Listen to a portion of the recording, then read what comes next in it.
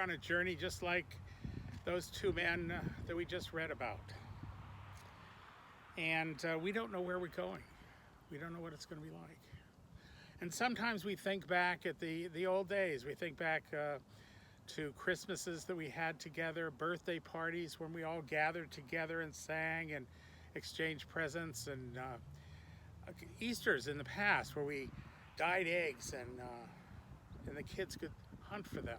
Maybe last Easter we went to you went to Disneyland with the kids. But things have changed. Things have drastically changed, just like with the two men on the road.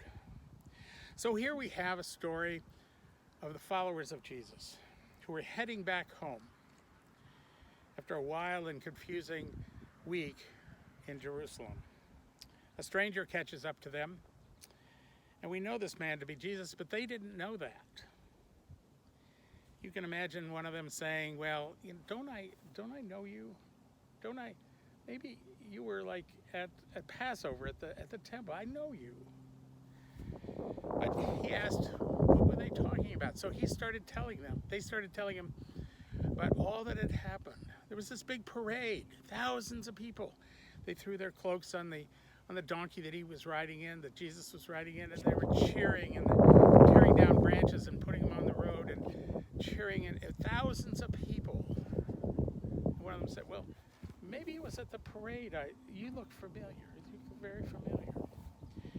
And then their hero, he was going to save Israel. He was the Messiah, and he was going to tear down old Israel and rebuild Israel. He was going to throw out the Romans.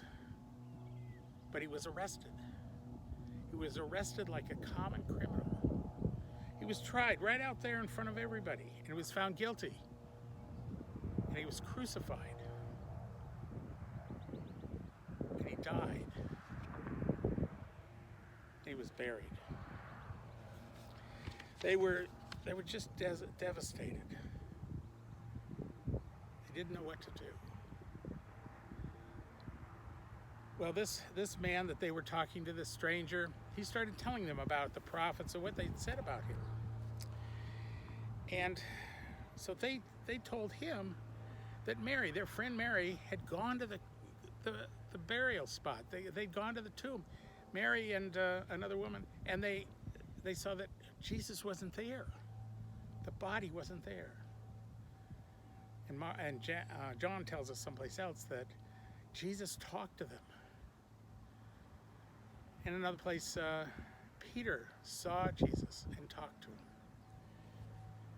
As they walked along, they were talking and talking. So they began to look ahead, because they just didn't understand the past. They looked ahead to where they were going. They were going back to Galilee, where they would start up fishing again. They were fishermen.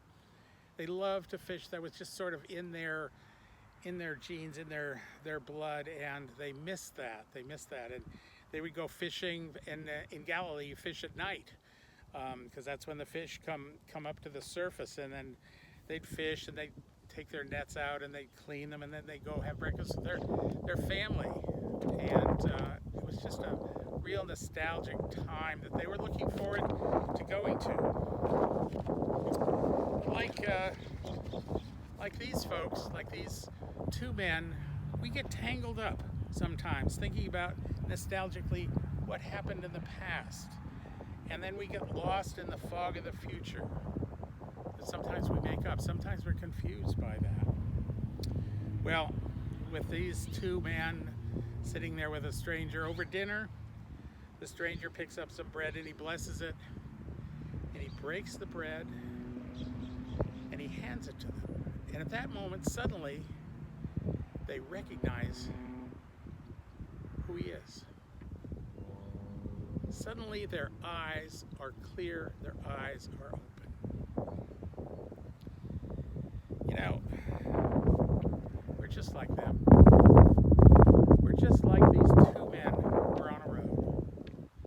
Not quite sure where we're going, not quite sure what we're going to do, and we get tied up in the future. Well, maybe tomorrow, I don't know what's going to happen tomorrow. I'm afraid that my sister's going to get sick. Will I ever see my niece. Will I get sick? Well, what's Thanksgiving going to be like? Everything is going to change. Maybe it's going to get back to normal. Or we think back into the normal days, the old days, and Thanksgiving used to be this big crowd sitting around the table and chatting and just having a good old time. And we're just like those men, that if we don't remain present, if we don't remain right now in the present, we can miss what is right in front of us. We can miss the miracle that's in front of us. We can miss the miracle of the air that we breathe or the people around us. We can miss the miracle of what Easter means to us. We can miss the miracle of what Easter means to us today. The miracle of what Easter means to us right now. So let us pray. Gracious and loving God, allow our eyes to be open so that we can see the miracle of what you have brought to us this very day. Amen.